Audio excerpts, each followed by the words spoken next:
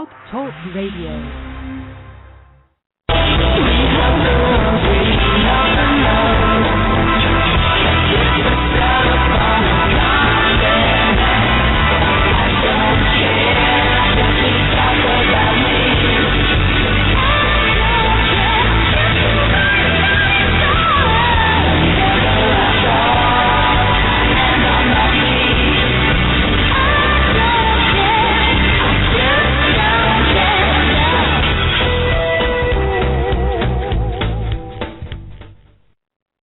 Well, hello, and a very good afternoon to you. Welcome to Xandermonium, the talk show that gets you talking. I'm your host, Xander Gibb, and on today's show, we will be talking about coming out, as in out of the closet, personal experiences, advice, and practical steps. Helping me to unravel this complex topic are Fallon Stone, writer and host of the F-Word Experience, and Tony Losacco, libertarian freethinker, and someone with a great deal of insight into the needs of young people. And he's also a Xandermonium correspondent. What more could anybody want? More to come in a mere moment. Now, you can interact with us during the show in the chat room at the bottom of the page. That's it. Scroll down further. Yep, you're there. Or you can call us with your questions or comments on 347-884-9061. That's 347-884-9061. Or you can tweet me if you're too shy, and I will make your point for you. Or you can ask a question via Twitter. My Twitter handle is @Xander Gibb. It's ANDERGIBB, and that's capital X and capital G. You can also tweet Fallon Wild. That's Fallon, FALLONWIL. Fallon Stone, FALLONSTONE. And you can tweet her too. I'm sorry, I've had too many allergy pills today. It sent me a little bit loopy just for a change. So don't forget, you can tweet us. Alas, Tony doesn't have a Twitter handle as yet, but I'm sure that Fallon and I can encourage him to set one up today during the show, so he can live tweet during his role on the show. My brain just went totally damn. Apologies to Fallon for messing up her name. Okay, so in the U.S., every single day, many people come out of the closet, as it were, confirming that they are lesbian, gay, bisexual, transgendered, etc., risking rejection, persecution, losing family and loved ones, and losing their jobs, livelihood, and possibly alienating themselves from religious groups. Now, the number of LGBT persons in the U.S. is subjective, and studies point to the statistics are estimated at best. The most widely accepted statistic is that 1 in every 10 individuals is LGBT. However, some research estimates that that is actually 1 in 20. Of course, this all depends on one's definition of gay, which may vary by study, and the participants' willingness to identify as gay, bi, lesbian, or transgender. People struggle with their sexuality and the issue of who to tell and who they can trust, and whether it's actually the right time to come out. In 2013, why is there still such a sexual imperative to come out, and why do we feel backed into a corner to be out and proud? Now, coming out is the process of accepting that you're gay, lesbian, bisexual, or transgendered and telling others. The process is different for everybody. Some experience anxiety, pain, and anguish, while others find acceptance easier. You may also experience fear, doubt, loneliness, anger, and even depression. And if you are going to come out of the closet, it's imperative to surround yourself with people that you trust and love, or others that may be going through that same transition as you, as that can be an even greater support system. Some people sadly lose the struggle and succumb to the pressure of outing themselves before they're ready. Some celebrities come out of their own accord, and some are forced to come out or be outed by the media. Who's to blame for this? Surely who you sleep with is your choice, and so is who you tell about it. Now, this is going to really shock you now. This is really going to bake your noodle. I am homosexual. I'm coming out of the closet today. I'm bursting out of the closet. But actually, I came out a long time ago when I was 18 years old. To my family at my birthday party, no less. I got up and sang a few songs and announced it really casually. And I think some of my family and friends were not surprised. Some even thought that I was joking. After all, Xander has had girlfriends, right? Yes, I had, but that was all part of my cover. And I had sex with girls as part of the experimentation process, but could no longer be something I wasn't. And the funny thing is, once the lid was off the cap, I told everybody that I met, the delivery guy, the dentist, everyone I came into contact with, not thinking about rejection or how people might react. Now, for years, my mom said I just not met the right girl. Yeah, right, Mom. The word denial springs to mind. Now, I came out because it was right for me at that particular point in my life. And really, it wasn't the easiest thing I ever did. Gay people who were still closeted sneered at me. And I remember one gay person coming up into my face and calling me a fag. And I wanted to out him on the spot, but I didn't. And it was kind of like being a member of an exclusive club, and I'd just been given a backstage pass. Now, these days, it seems a whole different thing when you come out. Some gay people will tell you you're a traitor to the cause for not being out and proud. Not this homosexual. Thank you very much. Today, we're going to look at the issue of coming out and the problems surrounding it, and look at some possible practical solutions and advice to this situation. Now, joining me today in dissecting and challenging this subject matter are two regular contributors to Xandermonium: Fallon Stone, writer, talk show host, and creator of the F-Word Experience, and Tony Losacco, libertarian, freethinker, and also another regular co-host on Xandermonium. I see they're both on hold, so let me bring them online. Hi, guys. How are you doing? Good. How are you? I'm very good. It's very warm here today, and my allergies, my eyes are streaming, and I think I've taken a bit too much medication for a change. Ha ha. So welcome to the show. Apologies, Fallon, for messing your name up. I think I just know too many Fallons. But let's just start off by I always get you to clarify your position on things when you come on this show. Could you both, first of all, clarify your position, if you feel comfortable doing so, as to how you classify your sexuality? I will start. My name is Xander Gibb, and I'm a raving homosexual. Okay, I'm Fallon Stone, and I'm attracted to women, predominantly. Slightly bisexual. Okay. Not really, though. And I'm sure we'll find out a lot more about that later on in the show. Tony, what about you? I know you've got 6 girlfriends and 4 kids, haven't you? Is that the case?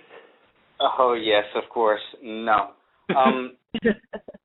I prefer that nobody be classified by their sexuality, nor do I classify myself by sexuality. Like I told you previously, I think it just shows how not far we've come in this country to judge people or label them based on their sexuality.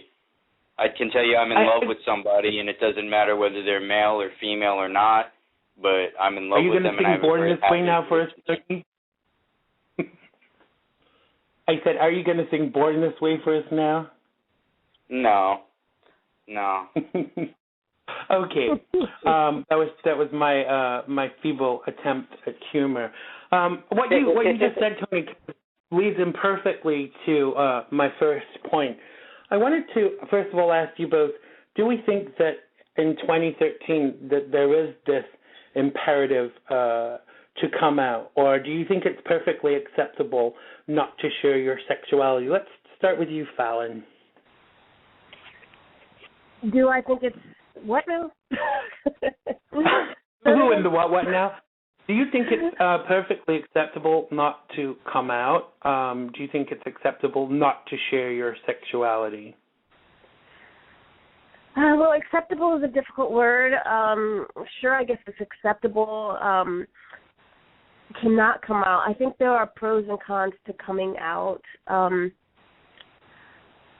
One, obviously I came out as transgendered yesterday over YouTube with a little video. So certainly I believe it's important to come out, and I think that visibility in any minority disenfranchised community is beneficial, to say the least. So for me, I think it's beneficial. It's certainly, it has its positives.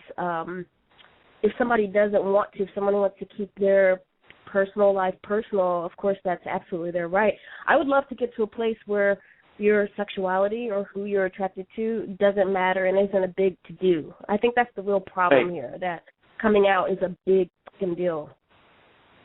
Yeah, I agree. I totally agree with that. But my thinking has kind of changed because 20 years ago I would have probably said, if you're not out and proud, then you're a traitor to the cause. But now, I think as you get older, you actually see it all a little bit differently. I certainly don't think that way now. Seeing the things that I've seen in the past 20 years, I totally don't feel that way anymore. But what about you, Tony? How do you feel about that? I couldn't agree with you both more. I really respect Anderson Cooper, for instance. And I take that point of view. It's like he didn't deny who he was when finally asked, but he never made an issue of it. Anderson Cooper was a professional and is a professional journalist. Right. He didn't hide behind a label. He didn't say, I'm proud, I'm gay. He didn't come out or nothing. And then when he was asked about it, he said, yes, so what? And I right. think that is my role model in terms of that. It's like, so what? Why should you care? Do Democrats come out of the closet? Do Republicans come out of the closet? Do people who like steak come out of the closet? It's like it's just like anything else. It's a preference, and it's none of anybody's personal business. I don't think it should be elevated as an issue, as in I'm queer, I'm proud, look at me, I'm coming out. I think that's atrocious, and I find it personally revolting. But I also find it equally revolting that two men can't walk into, say, a church and be an acceptable couple like anybody else. I think it should not matter. And do you think that this is changing? Do you think that this like with the things like the institution of gay marriage, do you think that it's kind of like we're starting to see the acceptable face of equality and homosexuality, or do you think that it's just like a natural progression anyway? I think that the gay marriage issue, though, I sympathize with it as far as on legal grounds and financial grounds. I think it really is a front for something else, and I've said this to you before. I think I've said it on air before. I think that if gay people were really concerned about civil rights, they'd be fighting for employment equality. That's a civil rights issue. The fact that in the majority of states in the United States of America, the leader, supposedly, of the free world, it's still legal to fire somebody because they're gay because you don't like that fact. But we're fighting over marriage equality because we're offended? Give me a break. I mean, I don't think... I do think we unfortunately, because the equality question is such a vast chasm, we have to we can't work on it as a whole. We have to chip away at various sections, and then other parts of it crumble. And whilst I see your point, I think that the marriage equality thing will bring into play a lot of other things. But what you said about the employment side of things. Now, in the UK, I think it was about 4 or 5 years ago, they actually signed in as an act of law that no employer could discriminate against any individual on the grounds of their sexuality, which had never been the case in the UK. One of the largest a big employer in the UK, the Catholic Church, said, well, we shouldn't have to adhere to that because of the religious aspect of it, which brought into play a whole other ideology about the church and state and paying taxes and things like that. But I am very sad that in the United States in 2013 that some states will allow employers. I mean, it kind of makes you scratch your head in a way that they will allow employers to fire you because of who you choose to sleep with. I mean, surely this is discrimination of the highest caliber, Fallon. What do you think? I mean, it's discrimination. I don't know if it's of the highest caliber. I think this country has certainly seen discrimination of higher calibers in our history. I will say, on the note of marriage, gay marriage, fighting for the right to be married was not just being able to thump your chest and pop your collar. It was about the tax rights that married couples receive that gay couples do not. Right. So that was a law thing. And it wasn't just a frivolous, pursuit of equality for the sake of show. No, I totally agree. Go on, Tony. I actually think that a lot of the gay community viewed it as that way. So I don't misbelieve you, Fallon, but I don't believe that's really what the issue was about on the crux. I think there was other powers that be behind it. Because, and here's why I say that, if it was just about financial rights and the right to be treated equally financially, I would say it's a civil rights issue, absolutely.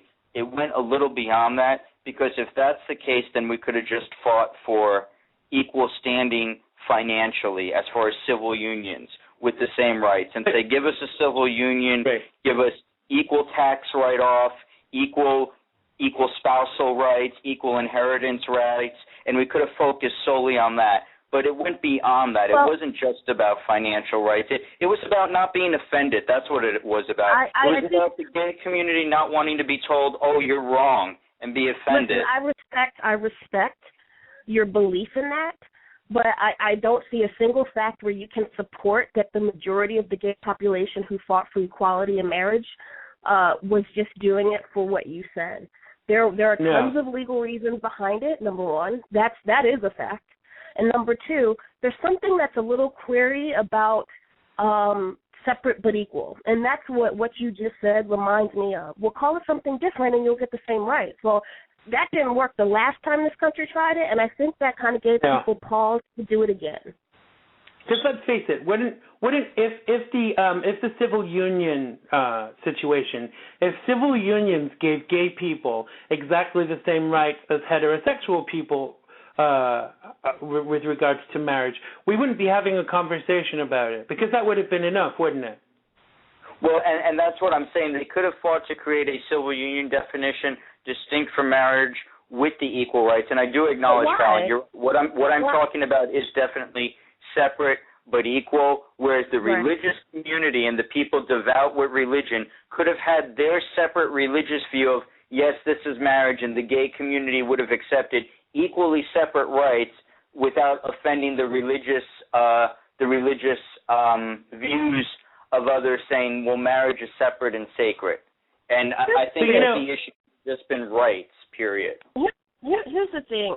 The whole call it a civil union thing, that always rubbed me the wrong way. And I know there are gay people who, wanted that, who would have been fine with that. But it rubs me the wrong way in the long term, because ultimately history tells me separate but equal never works, because it's never actually equal. The only way you keep something equal is to not separate. So that's why I stood on gay marriage, and that's why I fought for it. Also, it just wasn't financially feasible or reasonable, I should say, let's go out, create a new definition, create a new means to do this, and create all this new stuff. Why not just say, hey, gay people are actually equal. They should have the right to be married. There's also that element to it. There's just that it should be. It should be. There's no reason for it not to be outside of saying it's easier and it makes other people comfortable for them to have a different term. That is archaic thinking, and that shouldn't tolerate in this country or in any other, especially this country. Absolutely, and even if you take the sexuality out of it, the right is for heterosexual tax-paying citizens is that they can do X, Y, and Z. So it should be exactly the same for homosexual tax-paying citizens. Surely, where is the definitive in it? Where is the what should distinguish it as being different? And I don't think there is any. No, you're absolutely right. I completely agree with you there, Xander. As far as it should be absolutely the same.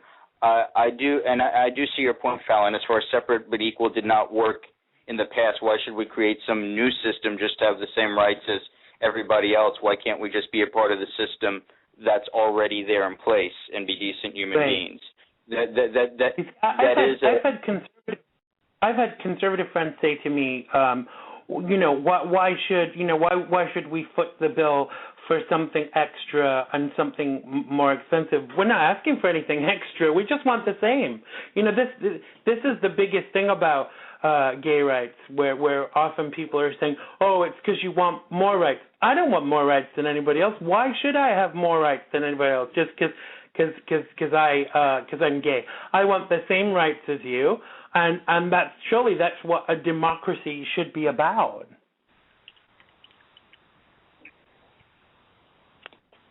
It really gets into, the harsh reality is people out there are still very, very hateful and very, very prejudiced. And, I think just the passage and the hypocrisy, and it just infuriates me. I know people legitimately believe, and I'm not going to mention politicians' names, can change their views and change their views. But the hypocrisy of it just overwhelms me, that the Defense of Marriage Act ever got passed to begin with. It goes against everything this country and Constitution stands for. The Supreme Court even realized when it was finally brought to them, no, this is... See, marriage, and that's where I was coming from with the civil definition, marriage shouldn't be the government's business one way or the other. Equal rights and equal protection for everybody under law is the government's business. But marriage... Hello? Hello? Hello? Did I lose you guys? You cut out for a moment. Do we feel that issues like this, like the constant controversy about gay marriage and the way that gay people are predicted in the media, et cetera, do you think that actually puts people off coming out? Because I know that in 2013, if I was a younger person and was deciding about whether I should be open about my sexuality, all these things would factor into it. There is still that school of hate that's going on. What do you think, Fallon? Are you asking if I think everything that's going on in the climate of gay issues is affecting why people would come out or not? I'm asking you whether you think it would affect them as to whether they would come out or not. No, I don't know that it would. I don't think. I guess if you're a public figure or a celebrity and you're concerned that your fan base or your constituents might have an issue with your sexuality, then sure, it would weigh in on it. But the average everyday person is probably more so career, friends, family judgment, concerns about stuff like that. Right. And I think that I kind of think that a lot of these things are circular. Like if there were more protection in law with regards to employment, because obviously you can't legislate your family. Unfortunately, I wish someone would legislate my family. However, that's a topic for a different show. But I think that if there were more legislation in employment, then people would feel like they could be freer as to who they are sexually. And you had some issues around this, didn't you, Tony, with regards to being gay and actually being openly gay in work? Run that by me one more time, Xander, please. You had some you had problems regarding the kind of work that you do and your sexuality. Yes, I did. But I do want to make clear it wasn't because anybody around me gave me issue about it. It's just what I felt was an unspoken taboo. Okay, I worked I worked at a foster care facility which was boys.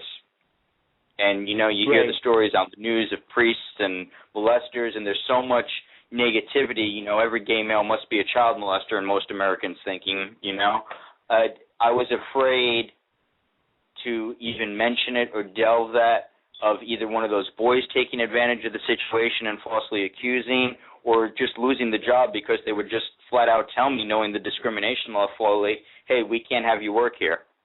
So it wasn't anybody. It wasn't anything that anybody at my work did to me. It was kind of self-imposed fear. Right. And what do you feel? Do you feel that was? Do you feel that was kind of irrational fear, or do you feel that it was genuine? I feel that it's a very genuine fear, still considering what you hear every day. I mean, as you know, I used to be an evangelical youth pastor, and when the issue of my homosexuality came up, I could have lied and denied it, but I just basically told them, that I was seeing somebody, et cetera, et cetera. My position was it was nobody's business but my own, and I understood and respected their view of sin as far as you can't minister anymore. But what really hurt was the first question out of their mouths, along with throwing words like abomination around, was, did you ever do anything to one of those boys? That you and they had known me. These are people that knew me for 20-some-odd years, mind you, who knew I worked professionally in the field, who knew I had background screenings and everything, but just they associated A with B, and that's sad. But I think that is that's such an uneducated response for anybody to kind of group homosexuals and with pedophiles. I mean, maybe in the 60s and 70s the attitude was common, but for people to think that nowadays, it's kind of alarming, really. So you had to change jobs because of that? Is that right?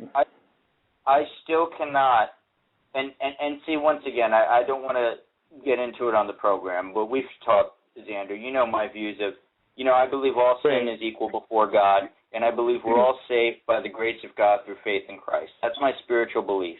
And I want to tell kids about the love of Jesus and the grace of Jesus and what an awesome person he was, and give them hope, meaning, purpose, and value to their lives, and help them. I'm not allowed in a church. I can't. The church tells me I'm an abomination and I'm a sin. And the hurtful thing is, I know what God's called me to do. It's just that very thing. But from the church perspective, I've got some special sin. Yet the guy in the pew can be a huge car salesman selling interest. The guy next to me can cheat on his wife. The other guy can be a glutton. And all these things are fine. And they can be in any ministry they want. But my sin somehow is special. So that's hurtful. Right. But that it's a side issue. But that's the church, and I don't think that the church and God should unfortunately be lumped in together, because I think that unfortunately people in the church are missing some message from God, because the God that I know and love does not judge against gay people in that way, no matter how the Bible has been twisted and made to sound a certain way. But I do kind of see where you're coming from. Fallon, I want to ask you, So did people suspect that you were gay, or did was it only kind of like an issue after you came out? That's a difficult question to answer because I can't really speak to what other people suspected. Right.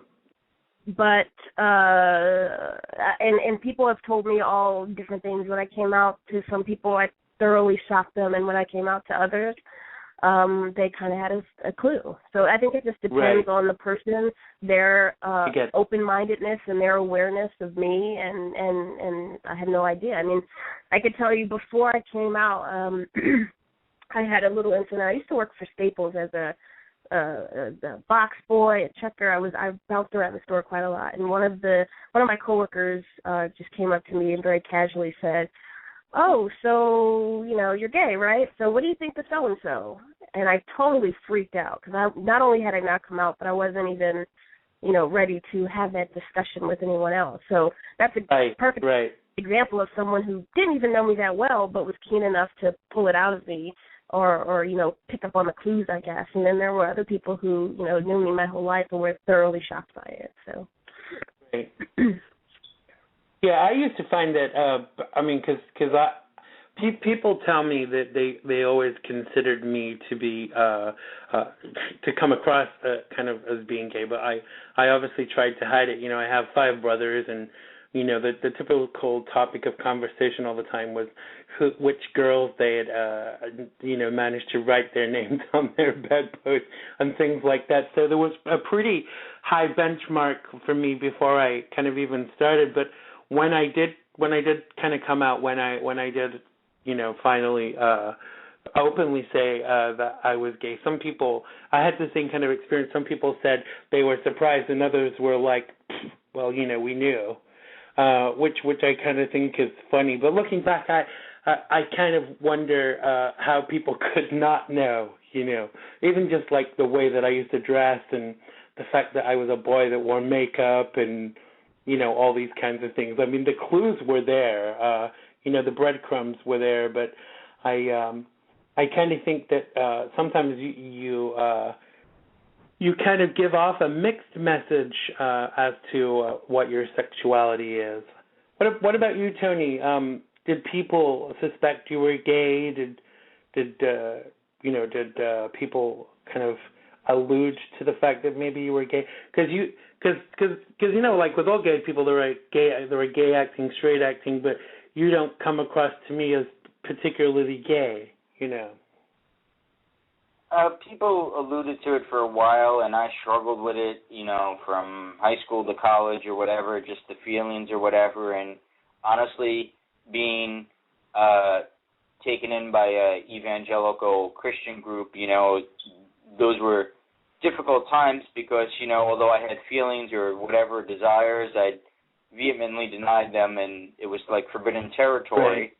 And then years later, it just so happened, like, okay, one place, one time, one guy, boom, oops. And then the church accidentally found out about it, and instead of denying it or repenting, I was like, oh, yeah, and what's it to you? And it was a process of people had an inkling and an idea. It seems like, I guess, people knew before me, if that makes sense. I think perfect sense, and I think quite often they do. I mean, gay. Some of my friends that were out, even at school, not out, but were clearly gay and were out in their clique, but not to everybody. Used to say, we know you're gay, Xander. I'm like, no way. I kind of hid it for long enough, but I think that the kind of strangest reaction for me was my family. My family were kind of disbelief, and like I said, I think my mom still thinks I'm waiting to meet the right girl, but she would have to be a very special girl for me. She would have to be 6 foot tall, black, and have a penis. And I don't know many girls that fit that description, frankly. So how did your family react, Fallon? My family had mixed reactions. I think my immediate family, honestly, I think they're still trying to get used to it. So, right. I mean, I come from a very conservative religious family, so they weren't right. the most accepting, I should say. Right. And some of my, I've kind of talked to black guys before that are gay and said that they feel it's 50 times harder to come out in the black community than it is in the white community. Do you think that there is an element of that too? Do you think it is more difficult to come out in the black community? I don't know, because, I mean, to me it's so hard to quantify that, and I think it just varies. I think there are more factors than just black, white, Latino, whatever, right? I mean, when you look at black people who came out, I read RuPaul's book, and her coming out to her mother was a fantastic experience, and her mother was her biggest support. I can't say I share that experience. We both Wait, black RuPaul mothers. is gay?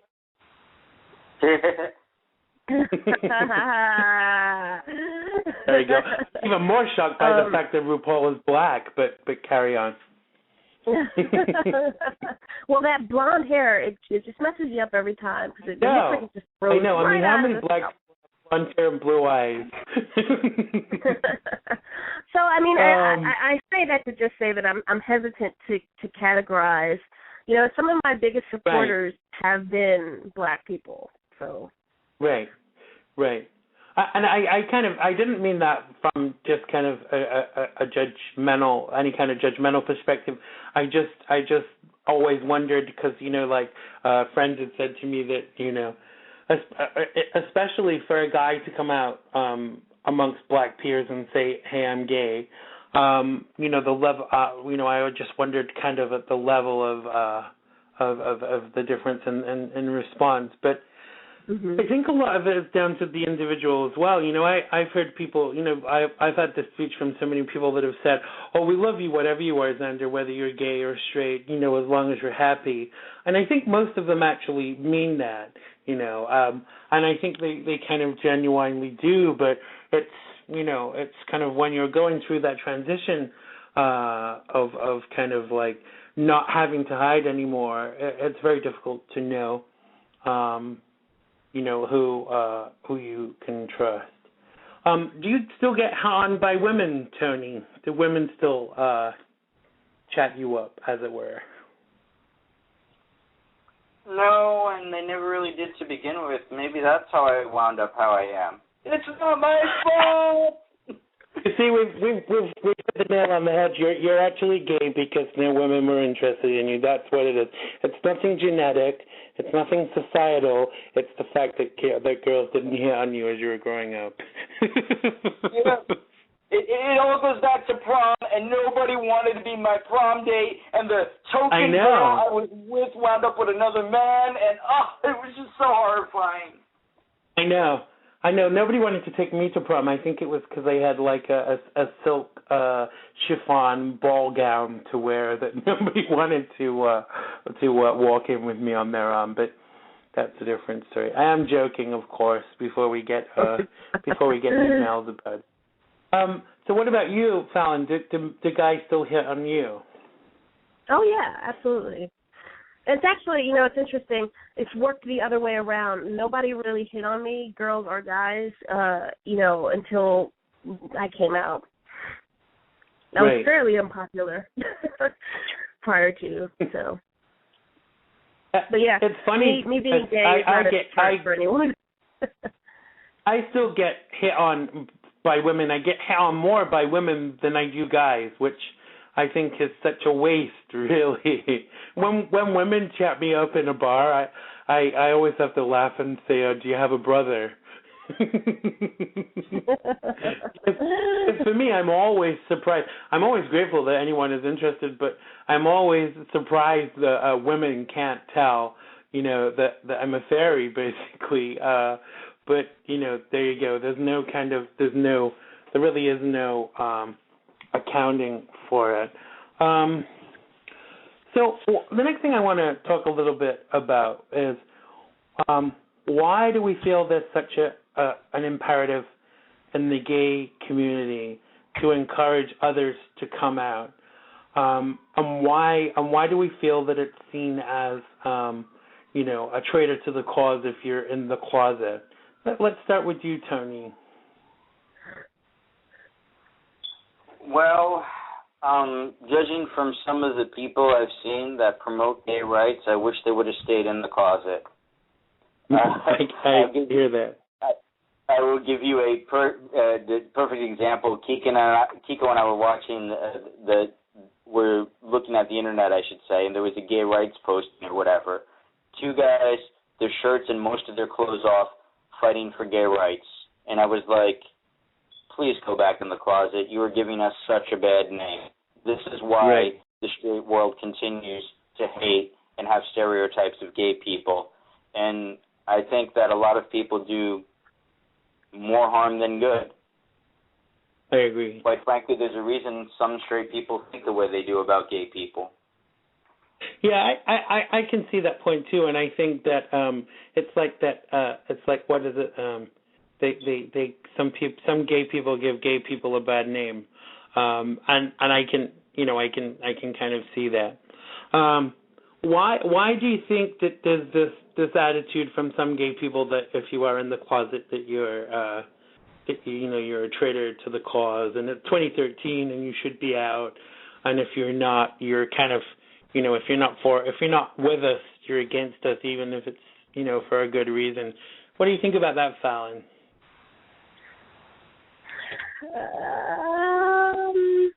That was long. Can you sum that up?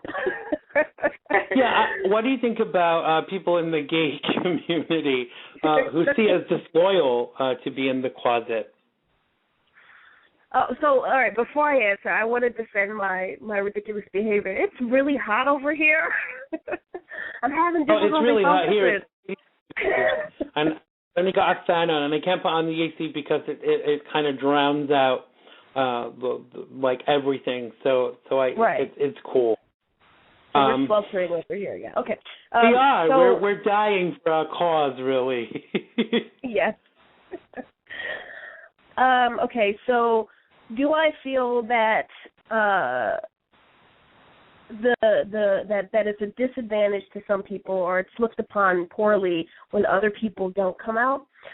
Yep. Yeah, I think people do. People will always want to see something like them doing good things.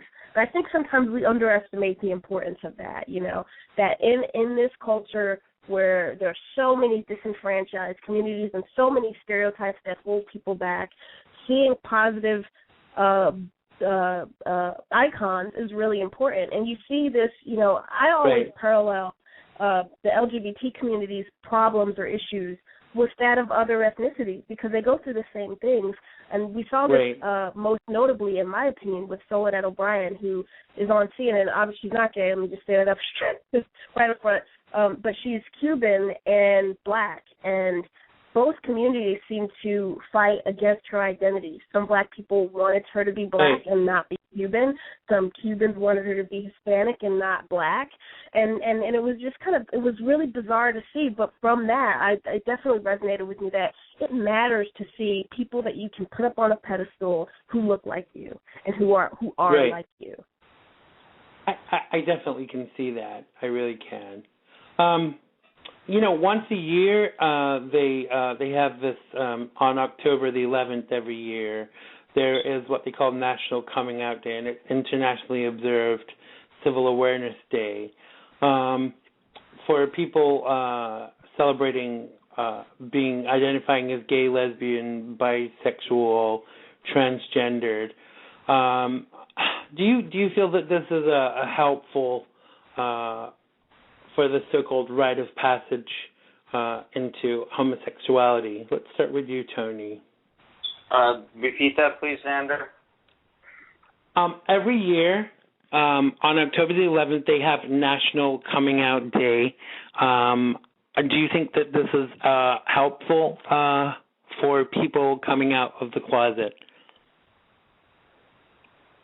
As much as I hate to say so, yes, I do. I think there's still, especially among young people in high school and middle school possibly, and even colleges, there's still pretty much a social stigma and fear about it, where the need is still there, and that's helpful and affirmative to them and very, very therapeutic psychologically speaking. I'm not saying it's for everyone, definitely, but I think that it is very, very valuable for some. I'm more intrigued why you actually hate to say it, Tony, I have to say. Why do you hate to say it? Because in general, I am vehemently against, as I stated at the very beginning of the show, the concept of coming out. I don't think labels should be attached to anyone, and I don't think it should matter. I mean, in the words of Dr. Martin Luther King Jr., let's judge by the content of character, you know? Let's extend color of skin to sexuality as well. Let's judge by the content of character, not one's sexuality, and I don't think there should be any need for anybody to go and say, hello, I'm straight, I like girls, or hello, I'm coming out of the closet, I'm gay. And I think that a lot of it has been done detrimentally, and it's gone to an extreme in the other end, to basically a bluntness of queer pride in the wrong things, honestly, in a lot of cases. Well, I'm going to disagree with you. I'm going to disagree with you there, Tony. I understand people. I think people reappropriate Dr. King's words all over the place. And I think there is a difference between judging someone for their character traits, for their identity traits, and for acknowledging it and honoring it. And I don't think we need to be all whitewashed in order to coexist happily and free of judgment. And I see that a lot on Twitter, where everybody thinks, oh, why do we have to differentiate between race? Why do we have to acknowledge race? Why do we have to acknowledge sexuality? We should acknowledge it because it's there, and it's a part of who we are. And I think that's great, and it's worthwhile to look at and understand ourselves better. We don't get to understand, and this is just purely speaking from a scientific perspective, we will lose a great deal of understanding about ourselves if we choose to ignore aspects of ourselves. That being said, there is a big leap between acknowledging aspects of ourselves and judging. And I would hope that, what you're really just against is the judging and not the acknowledgement. Well, I'm equally against acknowledging it. Nobody feels, I've been a caffeine addict for a very long time now, and that's a part of me as well. I don't feel the need to announce publicly I'm a caffeine addict or coffeeholic. My job, I don't announce those things, and I don't feel that sexuality should be any different, and I do disagree. I think it's throwing it in people's faces if you are coming out to the world with it when it's a part of you. There are many things that are a part of us, and we share them, yes, on an as-needed appropriate basis. Like I go back to the example of Anderson Cooper. He was asked, he wasn't ashamed. Yes, that's who he was. He acknowledged it, but he didn't feel the need to throw it around to the world. I feel the same way about religious people who do that, or anybody else who just feels the need to just knock other people over the head with who they are or be so proud. I'll give you a perfect example. The people that have those bumper stickers on their cars of Irish proud or Italian proud or whatever, like, who cares? You're throwing it in other people's face. Right. Why is it throwing something in someone's face? I mean, why is being proud of who you are, in your eyes, being thrown in someone else's face? I mean, well, once again, the day that, and I should be very careful with this because some very prejudiced straight people do this, but for the majority, you do not see straight people throwing up, I'm proud to be straight, I'm proud to be this, I'm proud to be... You don't see them doing that, so there's nothing special. There's absolutely nothing special about being gay that deserves to be thrown out there than anything else. It's not... It's that superiority complex. Alan, I'm just going to interrupt here because I get what you're saying. But I disagree with you. I think there absolutely is something that is worth throwing up and being proud of. Anytime your group is getting killed in the streets because of who you are, you do need to stand up and say, I'm proud of who I am, and I'm not going to tolerate you murdering me or beating me up or depriving me of my rights. And that's what black people did, and that's why black pride became a huge issue in the 70s, and that's what gay people are doing now. Because and I am just equally against. Treated. By the way, I'm sorry, Xander. I'm equally against black pride. By the way, I feel the same way about it. Let me be clear. I'm not picking on gay pride. I am picking on all of it. In fact, just equally. I get that you're picking on it, but I'm explaining to you why it exists, and I think that's important. That you can't just say something shouldn't exist because it's making me feel excluded. You have to look at why it exists in the first place. It only exists there because those groups were disenfranchised, vilified, and abused. If they weren't abused, I guarantee you wouldn't see it. That's why straight people don't do it. Yeah, because there's not this element of discrimination towards straight people, so they don't have the need to do it, do they? Right. They don't have the need to highlight it.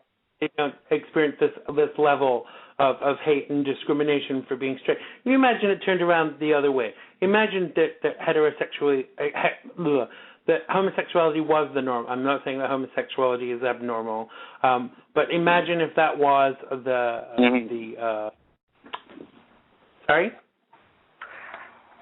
Well, I also think it has to do with how it's being done as well, and I think that's a point maybe I should have made. Like, for instance, Fallon, you don't strike me as what I would call, and I'm not going to bother explain on the air for time's sake, the militant gay type.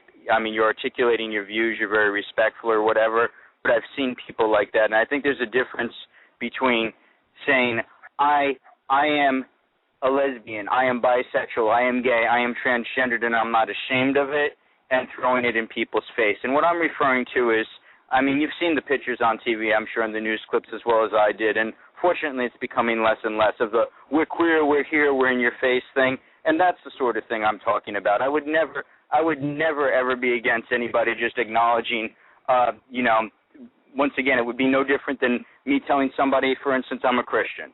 Of course you're going to acknowledge the parts that who you are on a natural basis. I'm really talking about the extreme in-your-face militancy of it, and perhaps maybe I should have clarified that a little better. Yeah, I mean, I gathered what you meant by the extreme militancy of it, and even that perspective, I'm still arguing things usually arise out of a necessity, and that militant mentality came out of being so disenfranchised. You know what I mean? Yeah. And fighting for rights that were not being granted. Well, then you're reduced to that. You're reduced to having to be militant. You're reduced to having to march in the streets for equal rights because that's the only way you're going to get them. Now, if we start to see equality across the board, then the militant celebration than a protest, aren't they? Wouldn't you agree? Then now, they've gone from what used to be a protest to now being a celebration of being black or of being gay or whatever. It's changed somewhat. It's not the protest that it once was. It's now a celebration of those things. And I mean, there's lines and there's extremes to everything. I mean, I've seen plenty of times, and it just sickens me, to be honest. With all due respect, some of the gay pride parades where people are marching half naked in the streets, and doing public displays of affection or whatever, saying we're queer, we're here. That's offending some people's morality, and see, then you're violating the rights of others, who aren't bothering you. It's like there has to be a balance of respect there on both sides of the issue. That's very interesting, but, I mean, for me personally, I'm not a huge person of public displays of affection, but I will admit that straight people get away with public displays of affection. They get away with sparse clothing, nudity, etc., far more than gay people. So I kind of looked at that display in gay pride events as just fighting for that kind of equality, and it's not really, it's not a legal equality or anything, but it's a social equality where, I shouldn't have to hide in the corner to kiss my girlfriend type of a thing, or, Xander shouldn't have to, I don't know, get a blanket in order to kiss his boyfriend. So, I really feel like that's what that's about. And when it starts to become something of a norm and the whole of society doesn't look at gay people loving each other as an oddity, then you won't see that either. What we're experiencing is the growing pains of equality.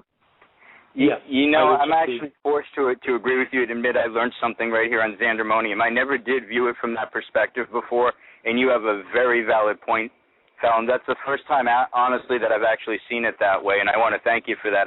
I really never thought of it in those terms before, but thinking of it in those terms, I really do see your point as far as, well, wait, I'm equally against it. I seen a straight couple basically screwing each other in the street, and I was offended by it, and I thought that's disgusting. It belongs in the bedroom, So yes, if they can do it, then why shouldn't gay people be able to do it in the same? It's equally revolting, no matter who does it. I think that it does portray a very negative image, and I hope that we're to the point with equality, or we're almost to the point of equality with that, where we come from the point of, say, Stonewall to the modern age, where that does not need to happen anymore, because I think it harms the cause of equality more than anything, and it just gives more ammunition to people to say, see, it's the same as pedophilia and bestiality and this and that, Mm-hmm. Exactly, and straight people should have sex at the gym like gay people do, I want to move us on a little bit because I'm aware of the time, and I want to have a shorter show today because it's a holiday weekend. But last night when I was, it's very hot, and I want to get my AC back on and put my bikini on and go and sit and sunbathe in the yard. I'm telling you all my secrets today. No, so last night while I was preparing my notes, I was chatting back and forth with Fallon about the show. One of the things that I've not included, and believe me, when I do shows about the gay community, I am inclusive of everybody because I do think it's an imperative to do that with anybody, lesbian, gay, bisexual, transgendered, questioning, whatever they might be, and I've not factored in to the coming out process, transgender people. And this was an unconscious thing. Because from birth, we're taught that there are girls and there are boys. And history, like our communities, are rich with people who have blended, and crossed those lines. Now, gender is usually presented to us as either male or female. However, the truth is that gender is a rich, broad spectrum that comes in as many forms as there are people. The reason this kind of jumped out at me last night is Fallon started to do a video diary about her life, and I watched the first episode of it last night, and I used a phrase which we both chuckled about. I said I was kind of blown away by the content. Do you want to elaborate a little bit for us, Fallon? Sure. I came out as transgender. I'm transitioning female to male. I started a near real-time video blogging process that is going to be on YouTube, on my YouTube channel, which I believe is Fallon Stone or maybe Fallon C. Stone, where every couple of weeks or a month or so I will update, my current status and what's going on with me and what the actual transition process is like. And my reasons for doing it were multiple. One, and I actually write all this, I think, in the description for the video, but I just juxtaposed the civil rights movement and actually the one of the scenes from the movie The Butler with what I was seeing in the news, which is a sharp increase in violent attacks against transgender people, and I realized that visibility is the important here. It was Martin Luther King who said, "Darkness does not get rid of darkness. Only light can do that." So I take that to mean as I have to be visible and I have to shine a light on these issues so that everybody can be thinking about them. Even if it doesn't touch your life personally, it's probably something to be aware of and see what someone actually goes through. The reason I'm doing it in real time is because, I feel like in retrospect, things always get cleaner, things always get neater and prettier and nicer, and I wanted to show what the real no-shit process was. Right, absolutely. So tell me when this kind of, maybe changed is the wrong word, because I guess you've always identified yourself as a lesbian or a girl that's attracted to other girls. When did this kind of transcend in your mind about the transgender issue, or was it always there? In the video I say I started having these feelings around 7 or 8, and that's true. I did start realizing that I didn't feel comfortable in my own skin at a very young age. The problem with that is that it only manifested for me at that age in the terms of social construct, gender stereotypes, and that's the only thing that I could really process. And once you start doing that, the waters get a little muddy, and I started to question myself, is it just because I'm adhering to these gender stereotypes that I feel like I want to change, or do I actually want to change? So I spent a great deal of time dealing with that. I spent my entire life doing things that girls normally don't do, or right. as I say, are atypical for women. So I never had a problem breaking those stereotypes. And it just took me a long time to kind of do the work. I spent a lot of hours in therapy to get to the point where I wanted to, where I realized it was no longer a fluffy choice. I actually needed to transition in order to be comfortable with myself. Right. And I have to say, I definitely owe that realization in part to Alan Chuck Travel and the Drag Stars cruise that I went on at the end of last year. Had a good opportunity to meet a bunch of eye-opening people who really opened my mind and my heart to what transgender really is. Right. So how will this develop for you, Fallon? Do you think will it kind of go full circle for you? Will you look to surgery in the future? Will you change your name? How will this encompass for you? Well, I certainly reserve the right to, modify this in the future, but the plan definitely is surgery, at least top surgery. There is a factor of cost involved here. Ideally, if I could afford the whole thing tomorrow, I'd totally change tomorrow. Right. But that's just not feasible because I'm broke. And the name change, huh? I said join the club. I think we're all a little bit broke right now. Yeah. And the name thing, I won't change my name. I actually legally changed my name a couple of years ago, and I purposely changed it to a gender-neutral name. Right. As in Fallon, you mean? Yes. All right. I didn't know that Fallon was a guy's name as well as a girl's name, but... It's gender neutral. I mean, when people hear it, they don't, that's why I didn't use unisex, but it's gender neutral, and that when most people hear it, they don't associate it with either female or male. Right, absolutely. So what has been the response from people around you, your family, your gay friends? Have they generally been pretty supportive? Well, I've kind of spared my family on that a little bit because, like I said earlier, they haven't really even come to terms with the lesbian identity yet, and I'm a little concerned that this might blow their minds as well. But I have nothing to be concerned about because they don't know how the internet works yet, so they'll never see it. But as far as my family are not really, internet savvy too. But I hope none of my family is a Xandermonium listener myself. Thank you so much, Tony. I guess it kind of, I guess this, there's been a lot of hoo-ha in our circles over the last year about, the issues of you remember there was the big Transgate thing going on with Roseanne. And she'd basically she'd made quite an innocent comment about. She said she didn't think that the transgendered people, as in a man that was someone that was born male. I'm sorry. Please excuse my terminology. I don't mean any of it to sound disrespectful. Someone that was born a man that was transitioning to a woman should not be in an open changing area with young girls, and for them to visibly see her penis.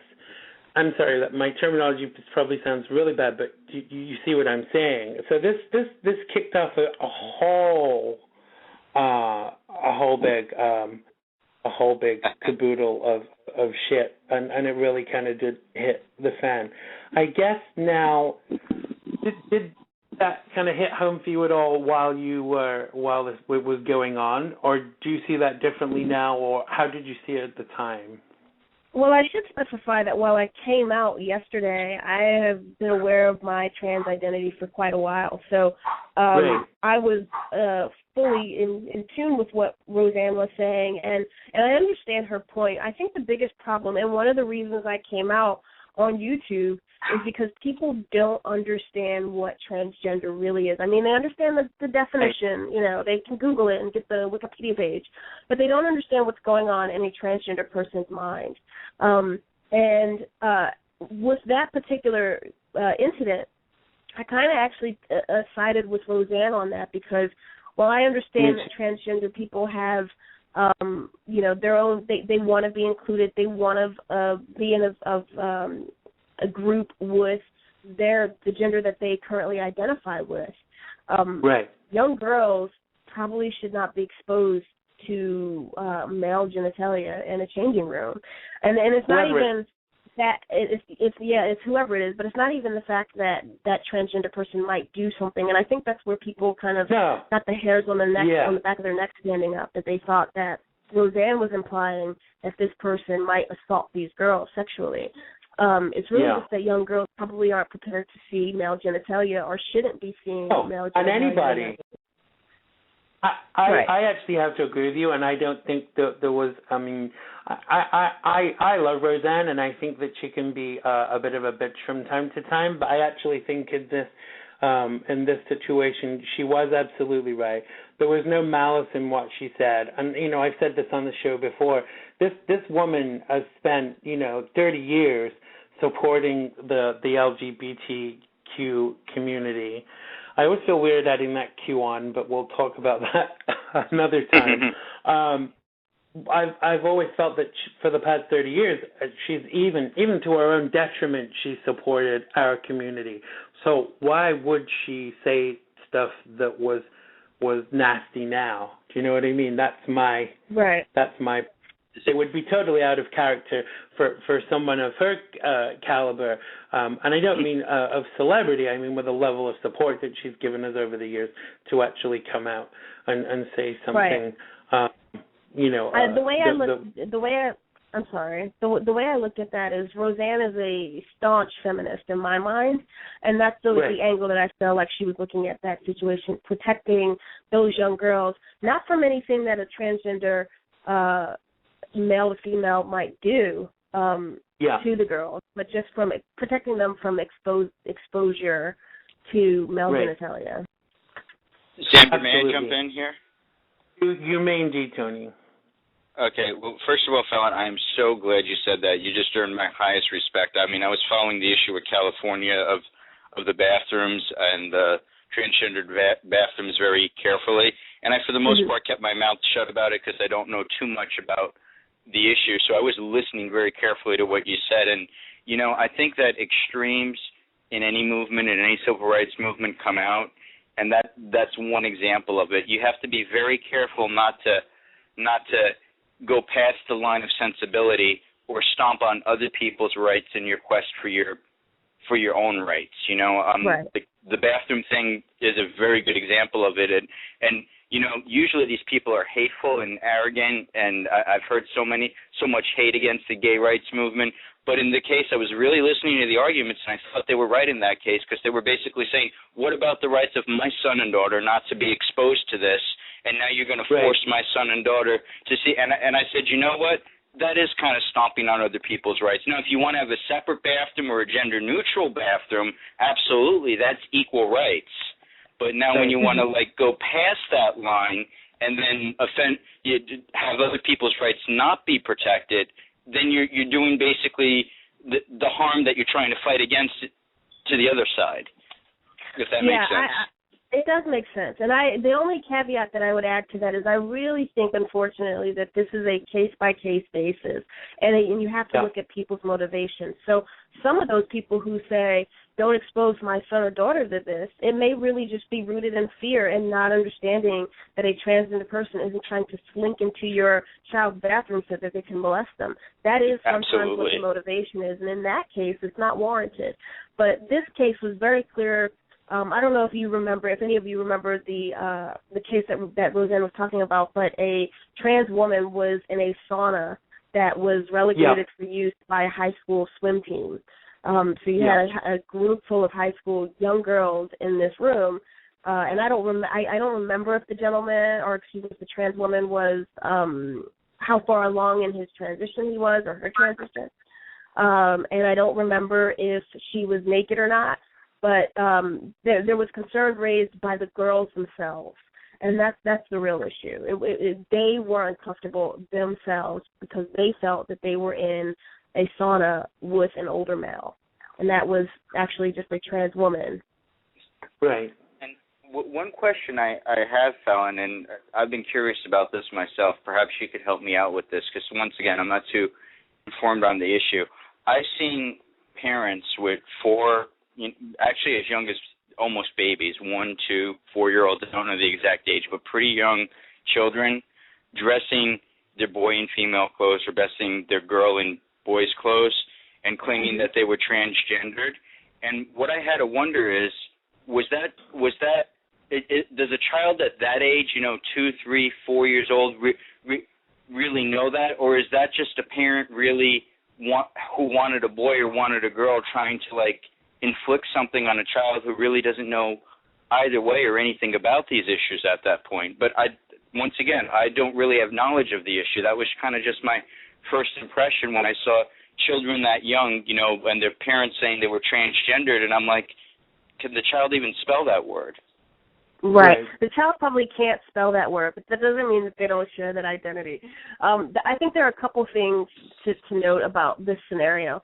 One, I find it very hard to believe that just because a parent really wants a child of gender X or Y, that they would force their child to live that life. I think most good parents, want their children to fit into society and be as quote-unquote normal as possible. So I find that a very low probability that a parent would just kind of force transgender identity upon a kid. I do think that there is a small percentage of the parental population that wants their kids to be overly comfortable with themselves, and not overly comfortable, but really comfortable with themselves. And so if a child identifies as they want to dress in boys' clothing and they're a girl, or vice versa, that parent may be supportive of that. But I think that's a minority at this stage in the process. To answer your question, there actually is no scientific evidence to say whether or not kids can identify as transgender at such an early age. But what they can do is identify what they want to wear and what they want to do. And like I said, from my experience, my transgender identity was only manifesting, or I can only process it in stereotypes, gender stereotypes and social constructs. What did society say was okay for boys to do, and what did it say was okay for girls to do? And I think that's all children at that young age can do. Girls wear dresses, boys wear pants, girls play dolls, boys play cops and robbers, and that's what they're processing. And so they may be transgendered, or they may just be a quirky kid that wants to, be a drag queen one day, or, wants to be a firefighter and they're a girl or something, so... I think so the child has a fundamental understanding, basically, is what you're saying, right? I think so. And I think the science out there in the medical field is protective of this. They won't let children go on hormones prior to puberty. There was an extensive amount of testing for children who identify as transgender to ensure that what they're expressing as transgender is not really something else. So children are protected through this process. Because I think that most parents probably wouldn't want their children to dress as a gender that they weren't. I think most parents would probably fight against it and make them wear, if they're a boy, wear boys' clothes, or a girl, wear kind of girls' clothes. But I think that, I don't know, I've always got the greatest of respect. There was, I think it was last year, what was the TV show? I don't know if it was Ellen or there was some show where this, I can't remember if it was a boy that was born as a girl or a girl that was born as a boy, whichever it was, but they were living kind of as the opposite, and they were on one of these TV shows, and you couldn't wish to see a happier kid. The kid was like really, really happy, and it kind of spoke volumes to me about how important it is to listen to your children, because imagine these kids that do have these issues and are made to kind of to conform to the gender stereotypes. That just must be really hard. It's hard enough for adults. What the hell must it be like for children? I don't know. This is going to sound crazy, but I think that gender roles and stereotypes just play a huge part of the problem. I had a very good conversation with my pastor one time, and it's very interesting. As a child, I love stickers. I hung out with all the girls. I played stickers, arts and crafts. To this day, I do writing and theater and everything. Okay, so you could take all that and say, oh, see, we knew he was gay, but that doesn't necessarily mean that. And I've seen so many hateful, stereotypical people say, well, my child's not going to dress like a fag, or my child's going to play sports and do this and do that. And I think that we assign, or society assigns these gender stereotypes that a boy is supposed to do this and a girl is supposed to do this, which is way beyond any real standard or real morality or anything. It's just social mores and stereotypes that have been enforced. And if you don't go along with the stereotype or the role you're supposed to, I mean, to this day, if I was not gay, people would be calling me a fag because I'll freely say I hate sports and I don't fight people, and I love theater and everything. And it's just sad that you can't be who you want to be, and that people impose this model of what a man should be and what a female should be. Who says there shouldn't be a woman football player? It's funny how blurred the lines are. Yeah, I have some gay friends that are so into sports you kind of would not believe. So I think that it really is all down to the individual, and everyone is different. I mean, you sit me down and say, let's watch this ball game. Within 2 minutes, I'm either trying to see how big the player's penis is through their shorts, or I'm off kind of making popcorn in the kitchen. It really doesn't appeal to me. But, like I said, some of my friends are so into sports that, they're the biggest fairies, and compared to me, that's saying something. They're the biggest fairies on the planet, and they can't wait to watch the Denver Broncos play, or whoever. Not that they're particularly a team for gay people or whatever. But, see, and I have an interesting. I'm sorry, Xander. Go ahead. No, fire away. I was just going to say I have an interesting hypothesis, and that's all I'll call it, on the whole ex-gay movement, and it's my own personal hypothesis.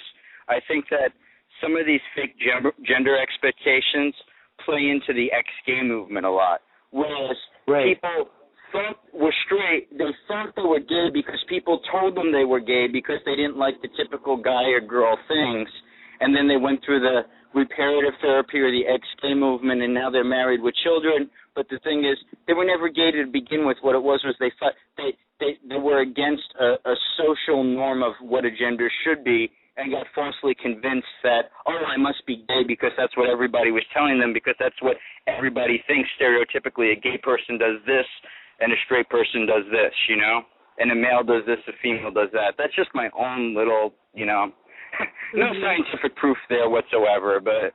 Right. Well, I mean, that may be a part of it. Fallon. Sorry, go on, Fallon. I'm sorry. I was just saying that may be a part of it. I mean, I think I feel like the larger perspective of the ex-gay movement is people who want to still be in the norm or feel like their homosexuality is hurting the people around them. And so, I mean, the ex-gay movement, they never really deny gay feelings. They really just try to get people to not act on those gay feelings.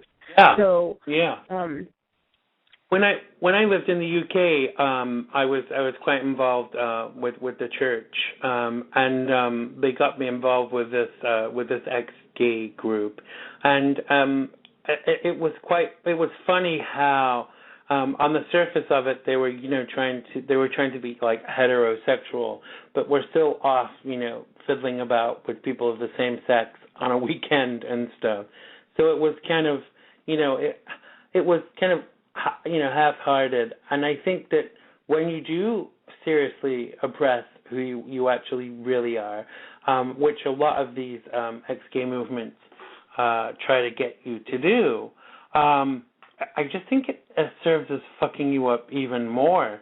Because I came out of the experience just feeling even more confused, not being myself really messed with my head so much that it damaged me really, and only by kind of being who I was, and I think that there's a right time for all of these things. Only by being who I was did I feel completely whole, not by mimicking and masquerading and trying to be something that other people wanted me to be or something that I wasn't, just by being me, and it really kind of taught me an important lesson. So we're coming now to like the end of the show. What I'd like us to do, I'm gonna come to each one of you. I want you to give a little bit of practical advice to people who are thinking of maybe coming out of the closet, whether it be as gay, lesbian, bisexual, or transgender. I'm not going to say questioning, because if you're questioning, maybe you're not quite ready to come out. But let's go to you first, Fallon. Okay, before I give my answer on that, I do want to just clarify that while I talked about gender stereotypes in the context of transgender identity, there is this other piece that's far more significant, and that's just a discomfort with your physical body. And for children, they generally don't know that because children aren't really aware of sex, and so they can't really talk about wanting to have a certain role in sex or wanting certain sex organs. They're just too juvenile for that at that point. But when they come of age, then they can start to express that, and then it becomes an issue. I've seen many stories of transgender kids who try to mutilate their sexual organs because they don't like them and they want something else there. So it is far more complex, and it does express itself in more ways than just dressing in the other gender or wanting to play sports if you're a girl or wanting to cook if you're a boy. As far as what my advice to someone coming out would be, it would be fine to support network, whether that's going to a community center and getting involved with an actual support group or joining an LGBT charity. The biggest thing that will help you come out to other people around you who may not be as accepting, and if you're contemplating coming out, that's probably the reason why, because it's going to be a big do, is to find people that you can lean on. Right. Absolutely, I agree with that. Tony? May I be specific in my advice to a certain segment of people? Of course. I'm sure we have a cross-section of listeners. The chat room is certainly quite full right now. I just asked where they all came from, and someone said we came out of the closet. Okay. I'm going to speak from, and not everybody is of this viewpoint, which is why I asked, but I'm speaking to a specific segment of the gay community here. And I am speaking to the segment of the gay community that is young, who has been raised in Christian homes from a Judeo-Christian perspective. And I'm pleading from my own personal experience. I have been through churches laying hands on me trying to cast out the demon of homosexuality. I have been through denying myself. I have been through getting kicked out of churches, being told I can't minister, being told you can't be a Christian gay, waking up in the morning and because I'm in love with someone feeling I'm going to die and spend eternity in flames. So I'm speaking to that segment of people, and I'm here to tell you, to plead with you, be yourself, be who you are. You don't need to settle the issue of whether the Bible says this is right or wrong. It's a cover, because if you are from a Judeo-Christian background and you hold those beliefs, then sin is sin before God, and everybody is equal before God. And you are no better than anybody, but you are no worse for what you do. Trust in who you are as a person. Be a good person. Love God. Keep your faith. Be devoted to it. And understand that you are no less of a human being or a child of God than anybody else. And do not let anybody tell you you have a demon of this, or you're worse off, or you're an abomination. These are words people create, and they are not found in the Bible. What's found in the Bible much more is issues of oppressing fellow man and being greedy and things like that. The issue before God is loving him, and there is no reason why you cannot love who you want to love. Be gay. Absolutely. Be who Tony, you are. It looks like we have a couple of callers. Let's just take these callers before we close. Hi, you're live on Xandermonium. What's your name and where are you calling from? Yeah. Whose place you fucking calling? This is the workplace, bitch. This is the workplace, bitch. I got your number. Thanks, Marvin. That was Marvin and his little box of tricks. Don't call the show, Marvin. Not interested in your opinion. Thank you. What was that All about? right. Oh my goodness. Don't even go there. Don't even go there. It's this guy called Marvin who basically harasses everybody on Twitter. But moving swiftly on. Hi there, you're live on Xandermonium. What's your name and where are you calling from? Hi, can you hear me? I can hear you. Alrighty, my name's John, and I hail from Miami, Florida. Hi, Son of John. a Floridian. I love Miami. Aw, thank you. And I just wanted to come out of the closet today, and I have a few things on my mind, and one of them is one of my children is he's gay. And I always thought, because we come from a very, very religious family, that it was wrong until a few weeks ago, and that was when I had sexual intercourse with him, and he's only 12. And he screamed and died, "You faggots, I hope you all burn in hell because there is no God." Allahu Akbar, boom. Wow, very interesting. All the idiots are coming out today. Hi there, you're live on Xandermonium. Where are you calling from?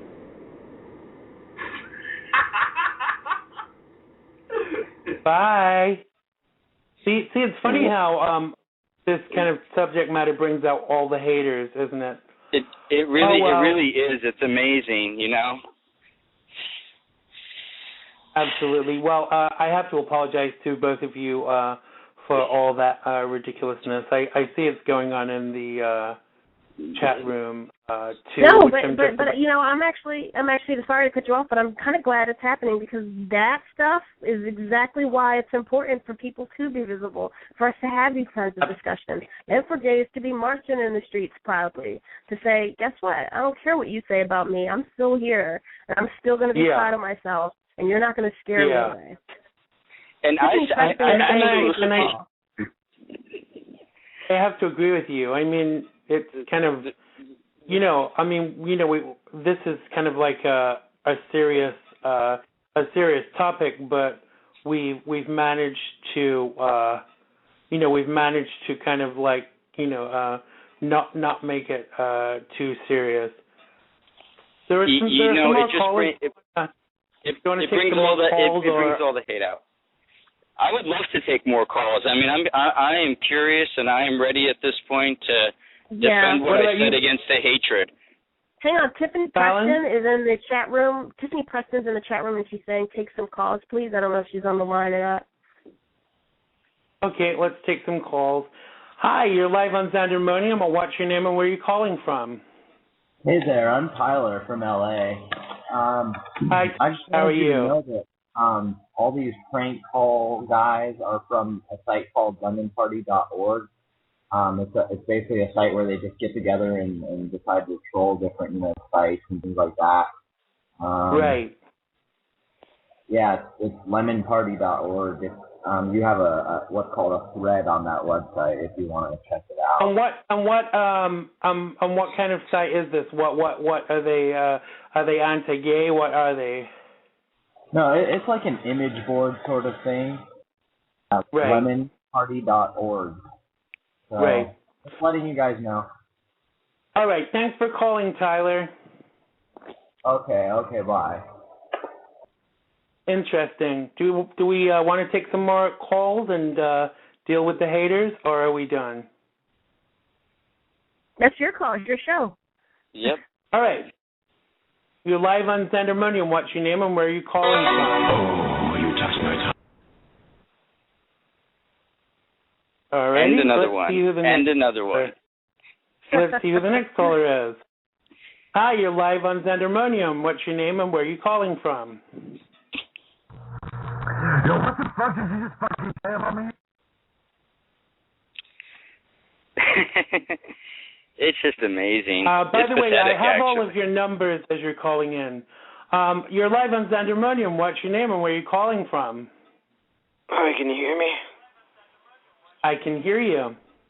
Alrighty, hi, my name's, I'm sorry, it's just, I think I would hope my family's not listening.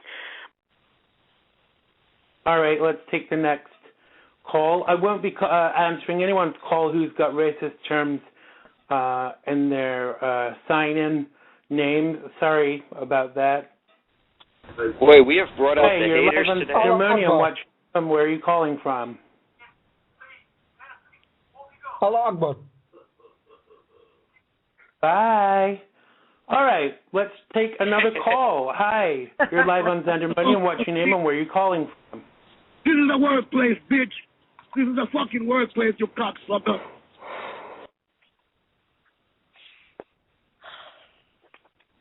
Right. Okay. I'm so impressed with all of this. All right, let's take one more call. Hello. Hi, you're live on Xandermonium. All right. What's your name Hello? and where are you calling from? Hi, my name is Josh. I'm calling from New Orleans. Hi, Brody. How are you? I'm great. How are you? I'm fabulous. Bye-bye. All right. I think we're done now, guys. Yeah. Thanks so much. I'm kind of bored with idiots. And I won't be answering anyone's call that has a racist terminology in there. You know, this just goes to show, honestly, I really thought that things had gotten a lot better, and I just learned a lesson because you surprised me when you gave me the topic. I agreed to come on beforehand, and this is not something I talk about. And you know something? I've made a decision at this point, right on Xandermonium, I'm going to be talking about this a whole lot more because apparently the ignorance and the hatred out there really needs to be fought against. And it's not even against the people we deem as the enemies. It's just against average people who just want to hate somebody. And it's really sad. It is really, and frankly, why people actually think that it's funny to come on and talk about being gay and having sex with their 12-year-old son. You know, clearly someone's posted this on a website somewhere, but you know that's fine. Thank you very much for proving our point. Go on, Fallon. And I have to say, I commend you, Tony, for seeing that. And if there's ever a silver lining to anything, it is that this is an issue that people do need to come out and talk about, and it still needs to be seen, and we still need that visibility. So, as always, I just want to say I appreciate both of you guys, and I always enjoy the conversations we have on this show. Absolutely, and I appreciate you guys too. Thank you so much for calling in and being guest co-host today. I think that clearly, by the level of response we've had on the show today, we have really bothered some people. So I guess we have done some good. So thank you so much. I'm closing the chat room now because the comments are just kind of really bothering me. Xander, may I just say something real quick? Hey, Tony, we have plenty of time. Okay, just one thing. I want to address all those people that called. You know, I wonder what your own sexual insecurities are that you're feeling the need to do this, because I found a lot of the hateful people later come out as gay, actually. And I've seen that with my own eyes and my own experience, and it's probably something uncomfortable in yourselves or some doubts about your own sexuality and your own masculinity that causes you to be so hateful and oppressive. It's kind of the equivalent of the Christian when Saul was going around killing Christians and then he became one. Absolutely. Just for thought. I think that whenever you're kind of putting across an informative message that bothers people, you're going to get the haters jumping in and making comments. But I think we're above that. Really. But thank you very much to my good friends Fallon Stone and Tony Losacco for joining us today. I look forward to seeing your next video, and I hope, Fallon, you will come and talk to us again about these issues. Yeah, absolutely. Just give me a ring when you need me. Absolutely. Thank you very much. And thank you once again, Tony, for joining us today. I hope you both have a fabulous holiday weekend, and I will speak to you again very soon. Thank you. It's been a pleasure. All right. Thank you. Bye-bye. Bye. Mm-hmm. Bye. Well, that was our show for today. Thank you so much for listening.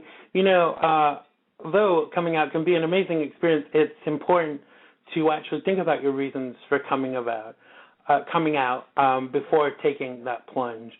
Coming out at any age can be challenging, but because teens tend to live with their families, there are a few unique issues that young people need to address before they come out. Ask themselves about how it's going to affect you and your life. There's no imperative to come out this second or next week or even in a year. The only person who needs to know you're gay is you and anyone you choose to share that with. Don't be bullied into coming out, or do it till you are fully ready. Please don't despair. There are some organizations that are out there. Check out the Trevor Project, www.thetrevorproject.org. And there's also a group called Scarlet Teen. That's www.scarletteen.com. You can call the Trevor Project too on 1-866-488-7386. That's 1-866-488-7386. Stop calling, guys. We're not going to be taking any more of your calls. Thank you very much. If you want to join us next week, our guests are going to be mediums Marissa Powell and Gina Marie, who will be talking to us about the psychic arts. Thank you so much, everybody who's joined us today. Hope you have a fabulous holiday weekend, and we will speak to you again very soon. I love you all. Bye.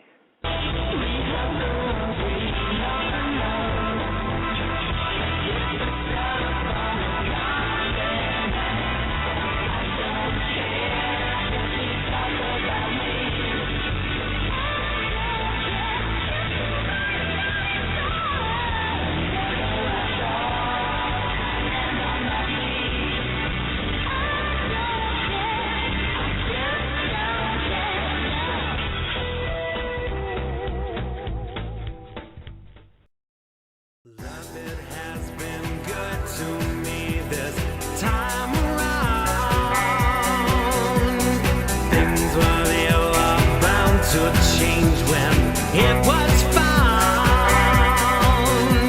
Sugar